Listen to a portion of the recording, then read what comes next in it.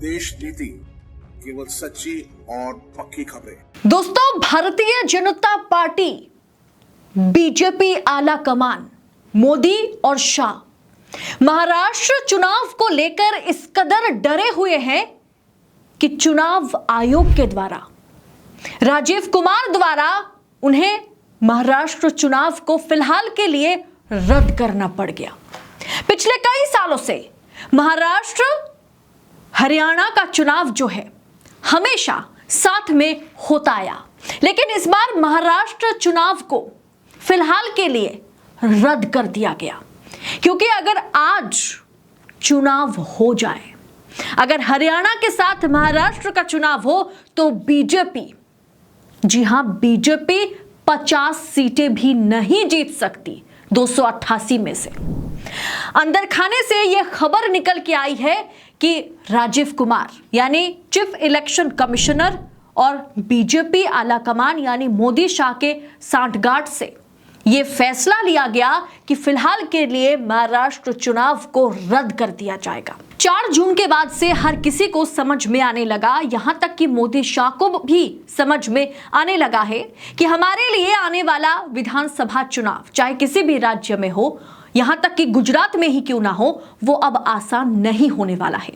ऐसे में महाराष्ट्र, झारखंड, हरियाणा और जम्मू कश्मीर 4 राज्य में साथ में चुनाव होने थे। कल तारीखों का ऐलान किया गया, जिसमें तीसरे चरण का मतदान जो है जम्मू कश्मीर का जिस दिन होगा यानी कि 1 अक्टूबर, उसी दिन हरियाणा में चुनाव है और 4 अक्टूबर को मतगणना है यानी नतीजे आएंगे। लेकिन महाराष्ट्र चुनाव को 3 महीने के लिए, कम से कम 3 महीने के लिए रद्द कर दिया गया। अंदर खाने क्या बीजेपी इसलिए वक्त मांग रही है क्योंकि बीजेपी अपनी जीत को सुनिश्चित करना चाहती है। आज अगर चुनाव हो, बीजेपी हार जाएगी। क्या बीजेपी के पास, क्या मोदी और शाह के पास इंटरनल रिपोर्ट यही है कि आज अगर चुनाव हो जाए तो हम हार जाएंगे? क्या इसीलिए महाराष्ट्र चुनाव को पीछे किया गया? नरेंद्र मोदी एक देश एक चुनाव की बात करते हैं। उन्होंने लाल किले से भी भाषण में कहा, एक देश एक चुनाव, बाकायदा एक कमेटी बनाई गई, उन्होंने भी रिपोर्ट सौंपी है मोदी शाह को। लेकिन उसके बाद भी मोदी जी 4 राज्य का चुनाव साथ में नहीं करा पा रहे हैं। क्या बीजेपी, क्या मोदी शाह इस तरह से डरे हुए हैं कि हार का डर उन्हें इस तरह से सता रहा है कि उन्हें महाराष्ट्र और झारखंड का चुनाव फिलहाल के लिए रद्द करना पड़ गया? इस पर बड़ा खुलासा, इंटरनल सर्वे में क्या कुछ कहा जा रहा है, इस पर विस्तारित चर्चा करेंगे आज के इस एपिसोड में। और हमारे साथ वरिष्ठ पत्रकार अशोक वानखेड़े जी खुद महाराष्ट्र से जुड़ गए हैं। अब वो महाराष्ट्र में हैं। वानखेड़े जी, स्वागत है आपका देश नीति के मंच पर फिर एक बार हमारे साथ जुड़ने के लिए। पिछले कुछ समय से 4 राज्य के चुनावी समय का ऐलान का इंतजार हो रहा था, लेकिन इलेक्शन कमीशन ने हरियाणा और जम्मू कश्मीर के बारे में तो बता दिया कि 3 चरणों में जम्मू कश्मीर में चुनाव होंगे, 1 अक्टूबर को हरियाणा में चुनाव है और 4 अक्टूबर को नतीजे आएंगे। लेकिन इसमें से महाराष्ट्र और झारखंड को क्यों हटाया गया? क्या 1 नेशन 1 इलेक्शन पर मोदी जी बात कर रहे थे और अब 4 राज्य का चुनाव मोदी जी साथ में नहीं करा पाए? क्या महाराष्ट्र के लिए गुजरात लॉबी जो है तैयार नहीं है, वक्त चाहिए? क्योंकि अगर आज चुनाव हो जाए, क्या महाराष्ट्र में बीजेपी हार जाएगी? देखिए अदिति जी, जब भी मैं कहता हूं कि नरेंद्र मोदी जी की कथनी और करनी में बहुत फर्क होता है, तो लोगों को लगता है विरोध करने के लिए ये बोल रहे हैं। अब ये बहुत ही, आपने खुद ही पॉइंट आउट किया कि अभी लाल किले के प्राचीर से उन्होंने कहा था, विपक्ष को आह्वान किया था कि एक चुनाव, एक देश एक चुनाव होना चाहिए, क्योंकि चुनाव में आचार संहिता लगती है, काम नहीं होते, चुनाव की वजह से लगातार खर्चा बहुत होता है, ये बहुत सारी बातें कही। तो मुझे लगा राजीव कुमार जो है वो उनके लाए हुए आयुक्त है, उनके खास आदमी है, तो कम से कम प्रधानमंत्री को वो तो सीरियसली लेंगे। तो इन 4 राज्यों के चुनाव इकट्ठा होंगे, खासकर हरियाणा और महाराष्ट्र के चुनाव तो पिछले 3 बार से एक साथ होते आ रहे हैं, उसमें कोई दो मत नहीं था। तो इसके पीछे क्या है? मैं बार बार कहता हूं कि नरेंद्र मोदी जी बात बड़ा आदर्शवाद की करते हैं, लेकिन जब उसका क्रियान्वयन होता है तो वो अपना नफा नुकसान पहला देखते हैं। देखिए, व्यापारी किस्म के आदमी है, मैं उनको पॉलिटिशियन नहीं मानता हूँ, शुद्ध व्यापारी है। मुनाफा घाटा, ये सब पहले देखते हैं। अब आपको यदि मैं बताऊं, लोकसभा के चुनाव के अनुशंसा से भी हम देखें तो महाराष्ट्र में बीजेपी की बहुत बुरी स्थिति है, एनडीए गठबंधन की बहुत बुरी स्थिति है महाराष्ट्र। हरियाणा में भी बुरी स्थिति थी, लेकिन बीजेपी ने इस लेवल पे तो कवर कर लिया कि 50-50 हो गया, 5-5 सीट बांट लिए बीजेपी और कांग्रेस। तो पहला तो यह है, उन्हें लगता है कि यदि हम हरियाणा के चुनाव पहले करवाए और जीत ले, क्योंकि हरियाणा के निर्णय आने के बाद ही महाराष्ट्र में वोटिंग होगा, तो ये कहने को होगा कि लोकसभा कुछ भी रहे लेकिन विधानसभा में फिर मोदी जी पे लोगों ने विश्वास जताया है, तो एक 0.01%, 1% का बूस्टर डोज दे सकते हैं। ये वो एक बात है। लेकिन दूसरी महत्वपूर्ण बात है, महाराष्ट्र में इन्होंने एक मास्टर स्ट्रोक खेलने का प्रयास किया, लाडली बहना। और लाडली बहना के तहत जुलाई से इन्होंने 1500 रुपए महीना महिलाओं को देना शुरू किया। तो जुलाई में अनाउंस किया, जुलाई में तो दे नहीं पाए। तो आज मैं जब महाराष्ट्र में बैठा हूं, आज बहनों के अकाउंट में 3-3 हजार रुपए जमा हुए, 1,500 जुलाई के, 1,500 अगस्त के, फिर 1,500 सितंबर के जमा करेंगे। तो अक्टूबर में भी चुनाव होते तो कम से कम 3 महीने के तो पैसे जमा किए, 4500 तो जमा किए। तो ये वोट मांगने के हकदार तो होते कि देखो हमने 4500 रुपए तो आपको जमा कर दिए, 3 महीने तो कर ही दिए, आगे भी करते रहेंगे, तो आप हमें वोट दीजिए। ये शुद्ध रूप से, क्योंकि उनको लगता है कि मध्य प्रदेश में लाडली बहना ने ही 29 की 29 सीटें बीजेपी को दिलवाई, जबकि ये गलत बात है। लाडली बहना ये कोई आज की योजना नहीं थी मध्य प्रदेश में, मध्य प्रदेश में सालों से चल रही योजना थी। शिवराज सिंह चौहान इसके जनक थे और इसीलिए शिवराज जी को पूरा मध्य प्रदेश मामा कहता था, क्योंकि जो अपनी बहनों की इतने केयर करते तो बच्चे सब मामा कहेंगे। तो शिवराज जी भी से कहते कि भाई मामा आए हैं, हमारे मामा मांग रहा है, मामा बोल रहा है। तो ये जो मामावाद उन्होंने चलाया, तो लगातार निरंतर पैसा जमा करे तो विश्वास रखे। लेकिन फिर कांग्रेस वहां डिफॉल्ट थी, जो कांग्रेस के जिसके हाथ में चुनाव लड़ने का मध्य प्रदेश में जिम्मा था, वो खुद अड़ाजी के मित्र माने जाते हैं, बड़े नजदीकी। तो ये तो होना ही था मध्य प्रदेश में। महाराष्ट्र में स्थिति विपरीत है। आज मैं ग्रामीण क्षेत्र में हूँ, कुछ लोगों के अकाउंट में पैसा जमा हुआ है, तो मैंने किसी परिवार में पैसा जमा हुआ, उनसे भी बात हुई। मैं जहाँ बैठा हूँ, आज किसान सम्मेलन में लोग आए थे, मैंने कहा पैसा जमा हुआ, महिला ने हुआ 1,500 रुपए, 3,000 रुपए जमा हुई, क्या फायदा है? महंगाई इतनी गई है कि ये 3,000 रुपए तो कम के हमसे, मतलब हमको तो 10,000 रुपए महीना भी दे तो भी कम पड़ता है। तो मैंने बोला फिर भाई की तो ये भाई दूज हो गई या भाई की रक्षाबंधन की गिफ्ट हो गई? बोले ऐसा नालायक भाई किस काम का, जो बच्चों की पढ़ाई महंगी कर दे, घर की खाने की थाली महंगी कर दे, गैस महंगी कर दे, किसान का खाद महंगा कर दे, ट्रैक्टर पे भी ड्यूटी लगे, सभी चीज पे पैसा लगे, बीज महंगा कर दे और फसल की कीमत कम दे। तो बोले ऐसा भाई होने से तो ना होना अच्छा है। ये रिएक्शन थी। तो आप ये जो कैश ट्रांसफर करके एक जो बेनिफिशियरी नाम का जो एक मतदाता तैयार करते हैं और सोचते हैं कि ये लॉयल मतदाता है, ये बहुत मुश्किल है ये मतदाता रिटेन करना। क्यों? ये 5 किलो अनाज पे भी ये बोलते थे कि हमारे पास इतना बड़ा है कि यूपी में हमने इतने बेनिफिशियरी दिए और इतना कैश ट्रांसफर हुआ, उसके बाद भी क्या हुआ? यूपी में ये बुरी हालत क्यों? वो बेनिफिशियरी कहाँ गए? क्योंकि अदिति जी, ये ह्यूमन नेचर है। जब तक आप बेनिफिशियरी को कुछ चीजें देते रहोगे, कुछ दिनों के बाद वो अपना अधिकार समझने लगता है और उसकी मांग और बढ़ती है। अब 5 किलो अनाज के साथ उसको 2 किलो शक्कर भी चाहिए, उसको तेल भी चाहिए, उसको मसाले भी चाहिए। क्यों नहीं दे सकते? जब 5 किलो दे सकते तो वो क्यों नहीं दे सकते? ये इस टेंडेंसी से आप मतदाताओं को आपाहित कर रहे हैं। और जो, क्योंकि इनको चुनाव जीतना था तो ये मास्टर स्ट्रोक दिया, लेकिन मुझे नहीं लगता इससे कोई फायदा होगा। लेकिन 1 महीना और मिले ताकि हम 1500 रुपए और ट्रांसफर करें, शायद आचार संहिता में नहीं कर पाएंगे, या फिर राजीव कुमार जी बैठे हैं तो आचार संहिता में करने भी देंगे वो, बोले तो बहुत पुरानी स्कीम थी, योजना अब निरंतर चल रही है, तो उसको कैसे रोक सकते हैं? तो उस मतलब चक्कर में वाकई सर आप ये सिर्फ कहने की कोशिश कर रहे हैं कि जो राजीव कुमार ने कल बताया कि सामने बहुत सारे फेस्टिवल्स है, गणेश चतुर्थी है, दशहरा है, दिवाली है, इसके चलते हमने महाराष्ट्र में चुनाव को थोड़ा सा बाद में कराने का अरे सोचा भाई, है। दशहरा दिवाली थोड़ी है, इस देश ने उज्जैन के कुंभ में भी चुनाव देखा था।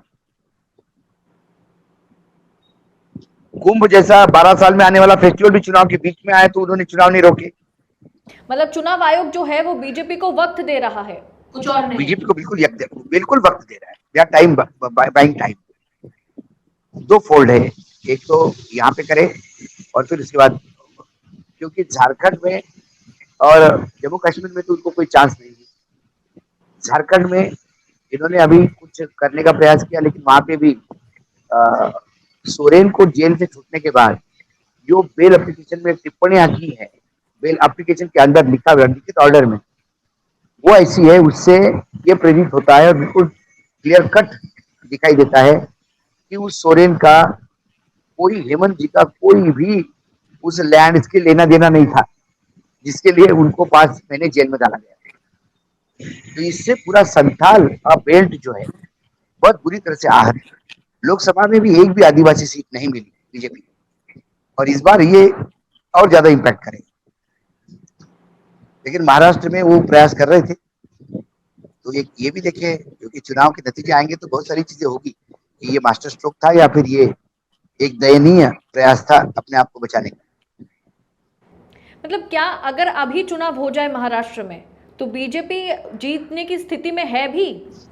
नहीं, मैं तो आंकड़ा बताता हूँ आपको। यदि कल वोटिंग हो जाए महाराष्ट्र में अगले वीक, क्योंकि आज शनिवार है, अगले वीक में यदि वोटिंग हो जाए महाराष्ट्र में, तो बीजेपी 288 में से 50 सीटों पर सिमट जाएगी और एनडीए गठबंधन टोटल 75।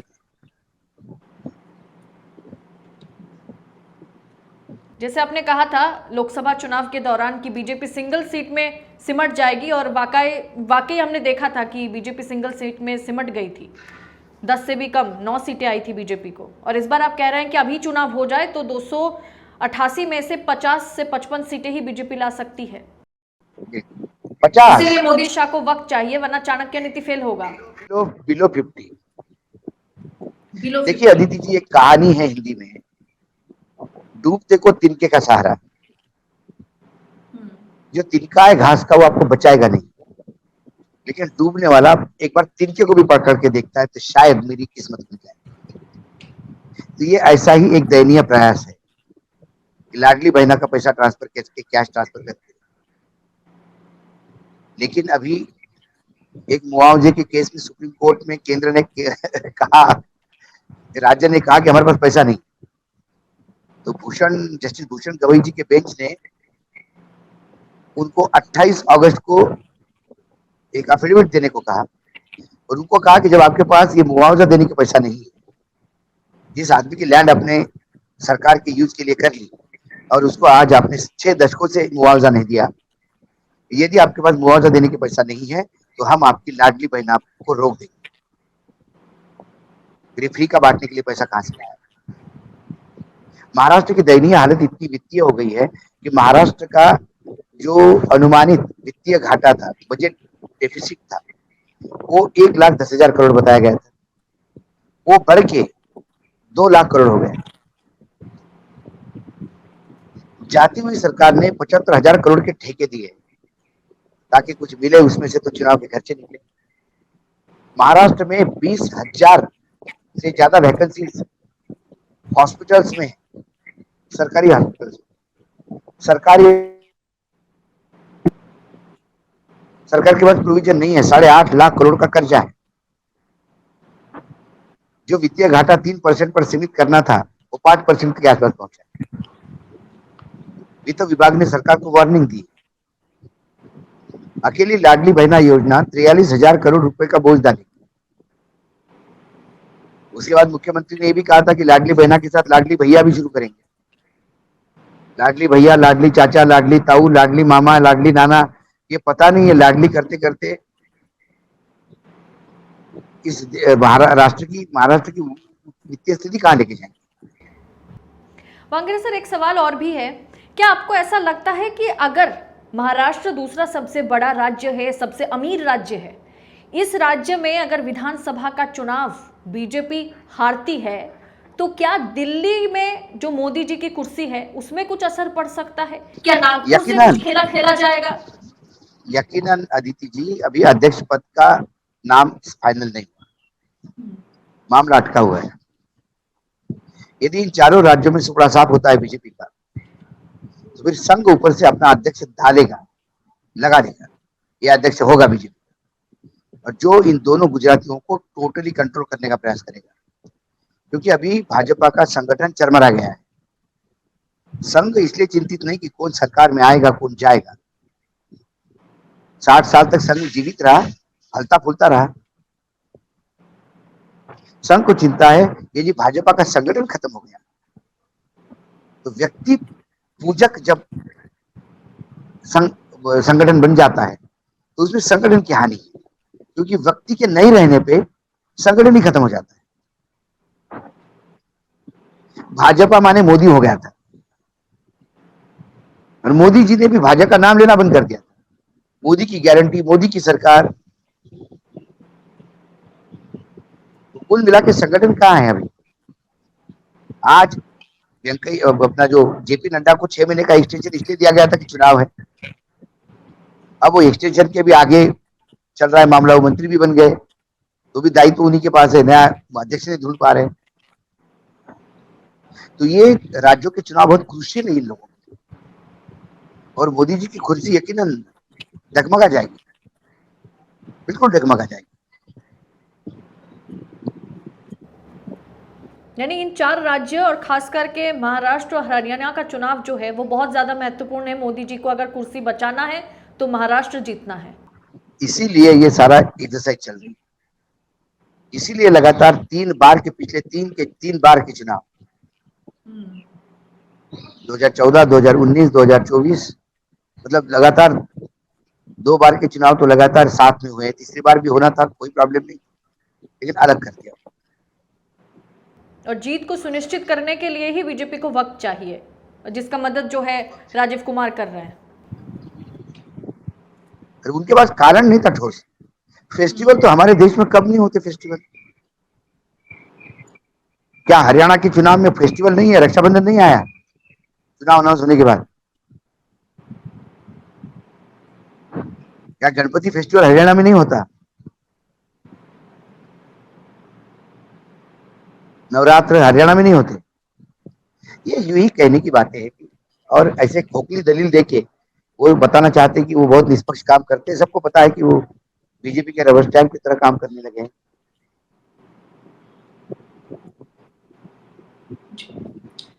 तो वांकिरा जी, बहुत बहुत धन्यवाद आपका देश नीति के मंच पर आने के लिए। धन्यवाद।